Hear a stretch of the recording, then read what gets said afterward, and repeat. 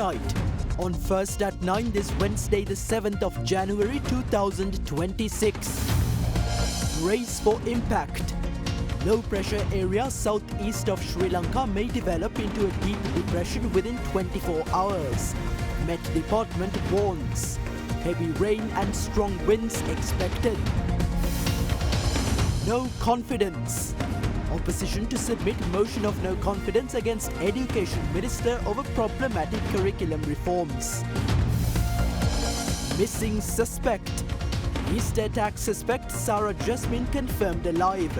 No evidence she is in India, says Public Security Minister. Debt restructuring. Germany agrees to reschedule Sri Lanka's debts worth 188 million euros. Kalin baby so rupial anuwakata. Kalin baby podi hamotamai. This is Derana First at 9. Live from Studio 24 in Colombo. Good evening, you're joining First at 9 on Sri Lanka's premium news provider, Derana News Channel. I'm Tarindu Mahendra, joining you live with the latest in Sri Lanka and around the world. We begin with your top story this evening. The Department of Meteorology warns that the low-pressure area southeast of Sri Lanka may develop into a deep depression within 24 hours.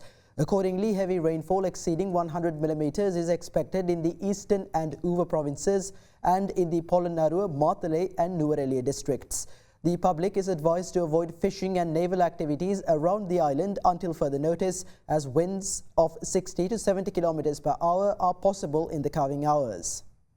The Department of Meteorology forecasts that Sri Lanka will experience increased rainfall from tomorrow due to the formation of a low-pressure area near the island. As of 7 a.m. this morning, the low-pressure system located in the Bay of Bengal, southeast of the island, was 700 kilometers away from Batticaloa. It is reported that the system is moving towards India, passing near the eastern coast of Sri Lanka. Accordingly, showers or thunder showers are expected in the northern, north-central, eastern, Uva and central provinces. The Met Department also warns of possible 50 to 60 km per hour winds. Heavy rainfall exceeding 100 millimeters may occur in certain areas of the eastern and Uva provinces, as well as in Polonnaruwa, Matale and Nuwara districts.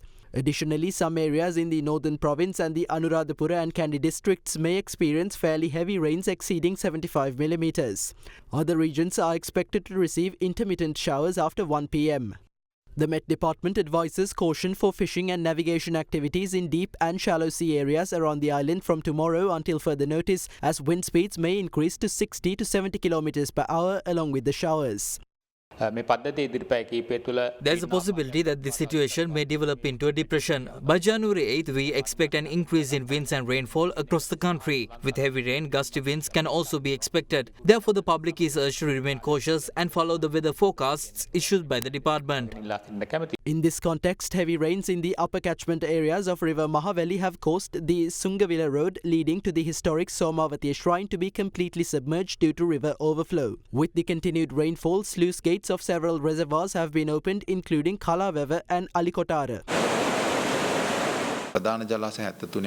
Sluice gates of 22 of the 72 major reservoirs have been opened to reduce water levels. Sluice gates of 21 medium reservoirs have also been opened. We are preparing to face the predicted high rainfalls and winds. We must be vigilant over any flood situation that may arise. Overflow from the Konduvatuwana reservoir have caused minor traffic disruptions on the Ampara Inginiagala Road, and nearby paddy fields are also submerged. In view of the developing situation, the National Building Research Organisation has extended the landslide red alerts for the Ududumbara division in the Kandy district and the Nildandahinna and Valapane divisions of Nuwara Eliya.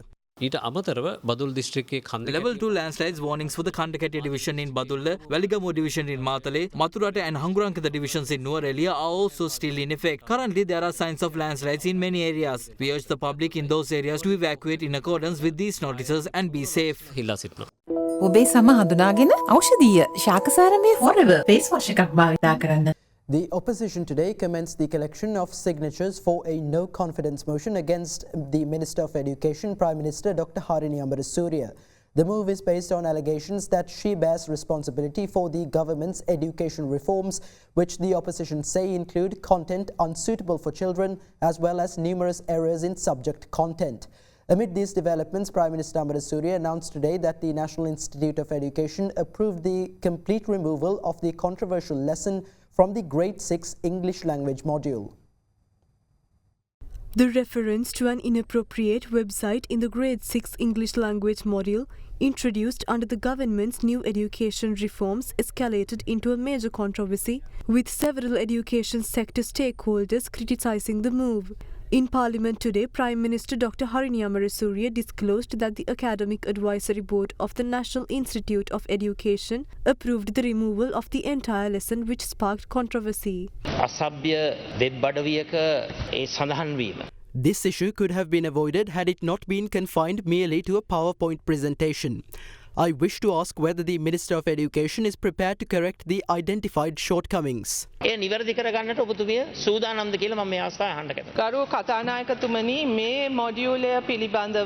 Upon becoming aware of this matter, an investigation was immediately initiated. According to the findings, the National Education Institute appointed former Education Secretary Ranjit Aryaratne to oversee the preliminary inquiry.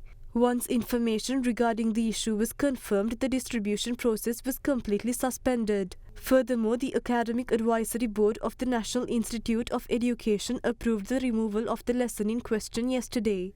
I also urge all parties to refrain from referring to such web links, as measures have already been implemented to ensure that this information is not disseminated to children. Against this backdrop, the Criminal Investigation Department presented facts to the Nugegoda Magistrates Court in relation to the probe into the Grade 6 module controversy. Several parties, including the Education Secretary, have filed complaints concerning the incident. The relevant case is scheduled to be taken up for hearing on the 13th February. In the meantime, a discussion was convened this morning at the opposition leader's office in Parliament on initiating a motion of no confidence against Minister of Education, Prime Minister Dr. Harini Amarasuriya. The obtaining of signatures for the no confidence motion formally commenced during the meeting. The motion cites alleged deficiencies in the current government's education reforms, including substantive inaccuracies in subject content, the inclusion of material deemed unsuitable for children, and an overall failure to address these concerns appropriately. The motion is scheduled to be submitted to the Speaker of Parliament next Friday. Although the motion has now been signed, I do not believe the government will permit it to be presented to Parliament in the immediate future. There is a strong possibility that its submission will be delayed. Nevertheless, Dr. Harini Amarasuriya no longer possesses the moral or political authority to continue in her role as Minister of Education. I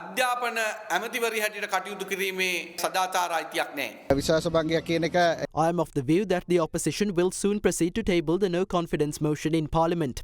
However, given the majority held by the ruling party, the motion does not pose a significant challenge to the government.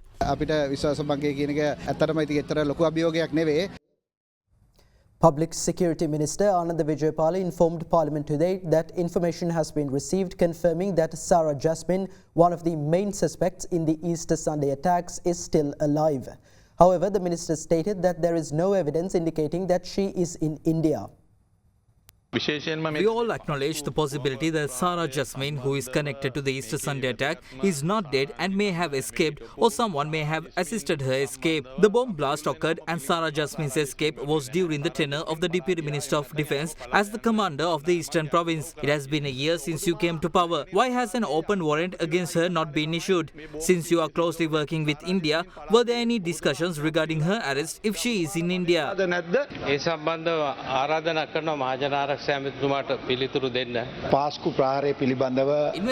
into the Easter attacks are ongoing. According to available information, there is confirmation that Sarah Jasmine is alive and there is no evidence to suggest that she is in India. While investigations continue, cases have been filed based on the findings so far. The investigations are focused on whether there was a conspiracy behind this attack. If necessary, we will take steps to issue a warrant in the future. I would like to make a statement regarding allegations concerning the import of low-quality coal shipments for the Lakvijay power plant. This is the first shipment from the new coal supplier, Trident Chamber Limited. The shipment in question, 60,000 metric tons, was loaded at the RCBT port in South Africa and all documentations was in order when it was unloaded in Sri Lanka. Final payment for this shipment will be made after the quality assurance report is issued by Kotegna Inspection India Private Limited, which was appointed by the CEB. The report is expected before January 16th. During a sample check at the Lakvijay power plant, even before the entire shipment was unloaded, the calorific value was found to be below the required level. However, these findings must be confirmed by an accredited lab. Some of this shipment has already been used for power generation. We are investigating this usage because it must follow proper procedures. The use of new stocks before previous stocks are depleted without approval is being publicized incorrectly. The minister states that the lab reports from the Lakvijay power plant cannot be accepted as the reported calorific value was 5,600 while procurement guidelines require a minimum of 5,900 for acceptance. This batch has already been used for power generation. Normally 107 tons of coal are required to generate 300 megawatts, but this batch requires 120 tons. If this quality continues, 6 additional shipments will be required per year due to low quality coal. This issue repeatedly demonstrates the direct involvement of the minister. The opposition voiced strong criticism of the government's plan to introduce a pension scheme for employees in the private and semi-government sectors upon retirement. They highlighted the apparent contradiction of ruling party members who, having opposed a similar proposal during the Rajapaksa administration, now seeking to implement it after assuming office. Deputy Minister of Labour Mahinda Jayasinghe stated in Parliament yesterday that the government is considering the establishment of a pension scheme for employees in the private and semi-public sectors similar to the state pension scheme. The EPF is a benefit granted to individuals employed in the private and semi-government sectors upon retirement. These funds play a critical role in ensuring social security during their post-retirement years. Accordingly, the government is currently examining the feasibility of introducing a lifelong pension type scheme similar to the government pension system for employees in the private and semi-government sectors. The EPF fundamentally is a mechanism designed to provide social security. However, the Ministry of Labour has since issued a clarification regarding this matter. The ministry claims that certain media reports on the issue are inaccurate and clarifies that the Deputy Minister has stated that no final decision has yet been taken on providing a pension scheme for members of the Employees Provident Fund. Views were expressed on this matter at a press conference convened today by the National Freedom Front. During the administration of President Mahinda Rajapaksa, a proposal was put forward to replace EPF lump sum payment with a pension scheme. On May 30, 2011, private sector employees launched a protest in Katunayaka, which tragically resulted in 1 death and injuries to more than 400. In the aftermath of these protests, the then government abandoned the proposal initiative. The protest was organized at the time the JVP's Vasanta Samarsinghe. Yet today, the very same concept is being revisited with attempts to introduce a pension scheme for private sector employees in place of the existing EPF lump sum system. Through this approach, the government appears to be shifting towards a model that serves state interest more than those of the public. How can the same individuals who once opposed this proposal now seek to implement it after assuming office?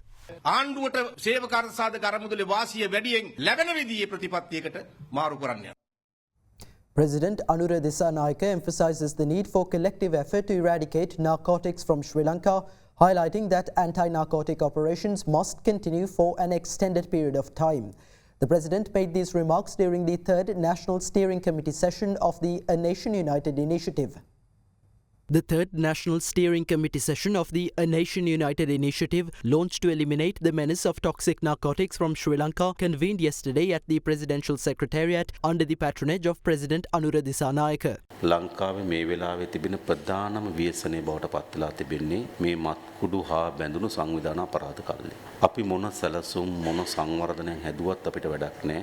අපේ මේ සමාජය යහපත් භාවයට පත් කරගන්න බැරි නම් From January 1st, 2025 to January 5th, 2026, we have seized 1,821.174 kilograms of heroin, 3,865.71 kilograms of methamphetamine, 17,189.377 kilograms of cannabis, 38.958 108 kilograms of cocaine, and 4,049,569 narcotic tablets and pills. Additionally, 254,337 individuals have been arrested during this period. අත්අඩංගුවට ගැනීම කළා තියෙනවා. ඒක trend එක ගැන අපිට නැද්ද දත්ත? මොන වගේ ට්‍රෙන්ඩ් එකකද මේක වර්ධනය වෙමින් යන්නේ කියලා? අවසන් වලට කළා තියෙන 2019 ඊට පස්සේ දැන් මේ අවුරුද්දේ අපි එකක් කරගෙන යනවා. අයිස් සම්බන්ධ වීම තමයි ගොඩක් ප්‍රවණතාව වැඩි වෙන්නේ. කොළඹ ස්ට්‍රික්කේ තමයි ගොඩක් වැඩි වෙන්නේ. කොළඹ විශ්වවිද්‍යාලයෙන් කරපු එකක් තියෙනවා මත්ද්‍රව්‍ය පිළිබඳව ක්ලිනික් එකකදී කරපු එකක්. අවුරුදු 20යි 29 අතර ප්‍රමාණයකට ගත්ත එක. මුලින්ම සිගරට් ඊට පස්සේ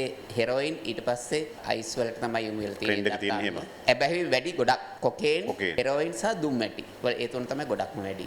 අපි අඛණ්ඩව කරගෙන යමු. අපිට අවශ්‍යතාවය තිබුණාට අපි අපේක්ෂා කරන අද හෙට වගේ අවසන් වෙන එකක් නෙවෙයි. මේක ටිකක් දිගු කාලනව අපි යන්න ඕනකම තියෙන.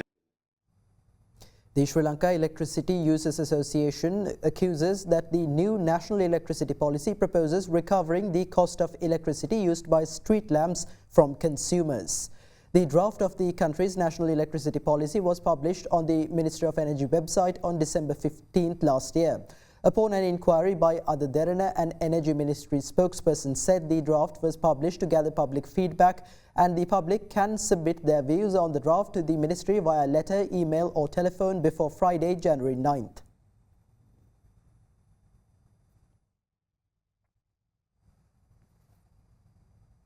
Sri Lanka has taken another significant step forward in external debt restructuring with the signing of a bilateral agreement with the Federal Republic of Germany.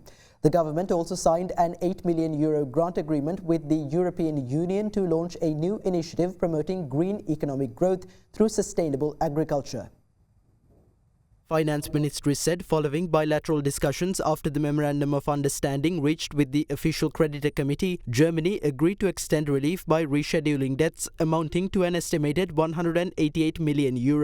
The relevant agreement was signed at the Ministry of Finance by Treasury Secretary Dr. Harshana Surya Peruma on behalf of the Government of Sri Lanka and by Chargé d'Affaires of the German Embassy Sarah Hasselbath representing the Federal Republic of Germany. The government also signed an €8 million grant agreement with the European Union to launch a new project under the Agri-Green Initiative aimed at promoting green economic growth through sustainable agriculture. The EU-funded project will be implemented under the leadership of the Ministry of Plantation and Community Infrastructure with oversight from the Ministry of Finance. The project will focus on promoting environmentally responsible agricultural practices across selected value chains in the rubber sector with special attention given to youth and women. The grant agreement was exchanged between Treasury Secretary Dr. Harshana Surya Peruma and Head of Cooperation of the EU Delegation to Sri Lanka, Dr. Johan H. Hess.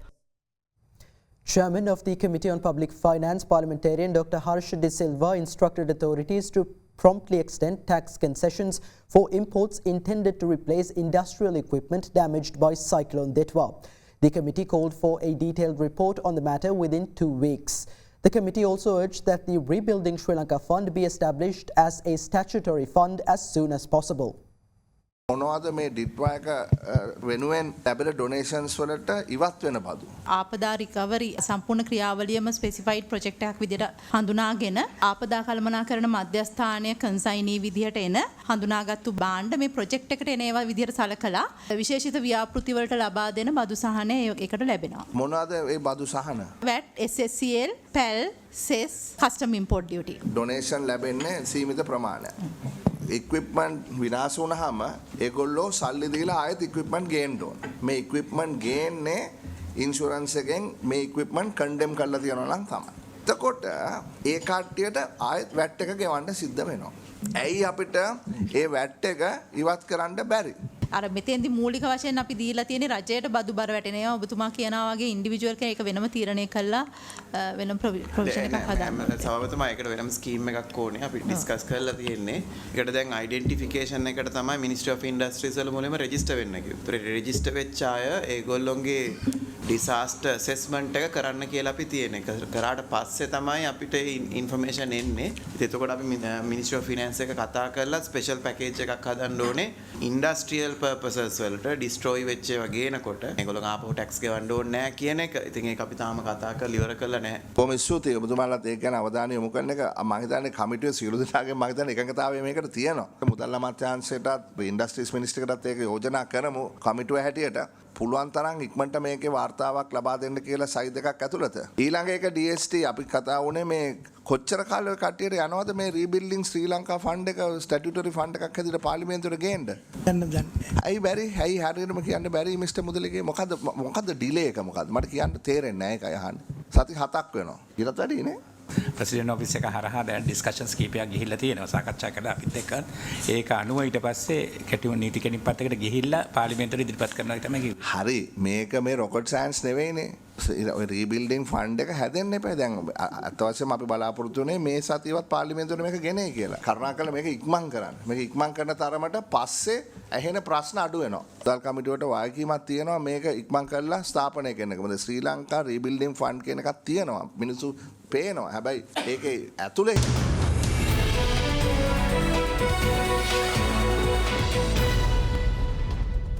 Welcome back to First at 9 in your business news. The Colombo Stock Exchange temporarily halted trading today after unusually high prices were observed in shares of newly listed Wealth Trust Securities Limited. The halt imposed at 9:54 a.m. today with the approval of the Securities and Exchange Commission followed transactions where some clients sold shares at inflated prices and used the proceeds to buy other listed securities.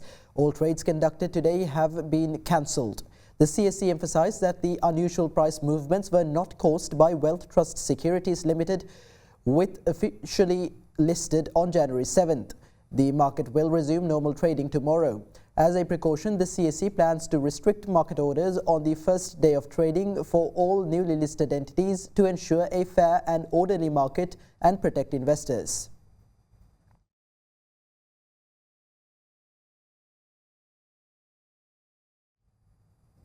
Musharraf Ibrahim from Capital Alliance joins us now with a few thoughts to round off our Economic Outlook segment for the week.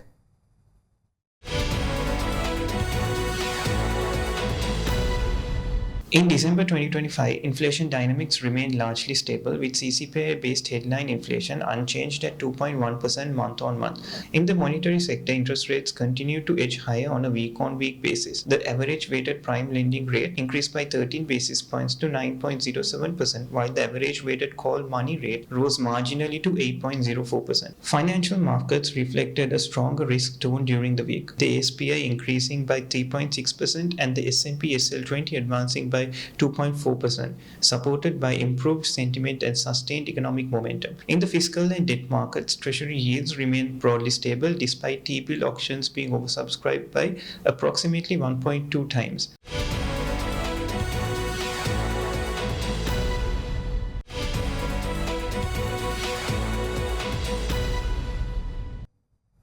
Dialogue Asiata has committed 420 million rupees to support the government's Rebuilding Sri Lanka initiative aimed at accelerating post-Cyclone Ditwa recovery efforts. The funding will focus on healthcare and education in cyclone-affected regions, including the restoration and upgrading of key hospital facilities and the refurbishment of ICT infrastructure in affected schools. The commitment was formalised at a meeting at the Prime Minister's office, attended by Prime Minister Dr. Harini Amarasuriya, Health and Mass Media Minister Dr. Nalinda Jayatissa, Deputy Minister of Digital Economy Eranga Veeraratne, senior government officials and Dialogue representatives. Under the initiative, Dialogue will partner with the Ministry of Health to upgrade hospitals in Shilau, Kotmale, Madulkale and Putlam, while working with the Ministry of Education to restore computer laboratories in over 20 cyclone-affected schools.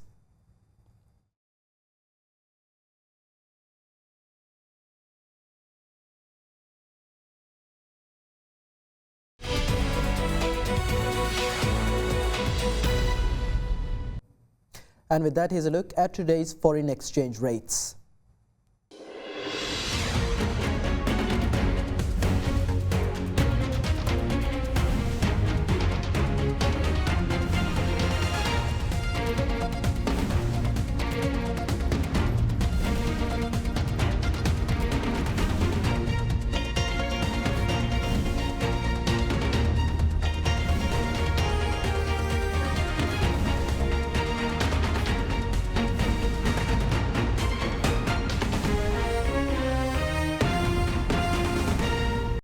That's all for tonight from First at 9. Thank you for joining. Have a great night.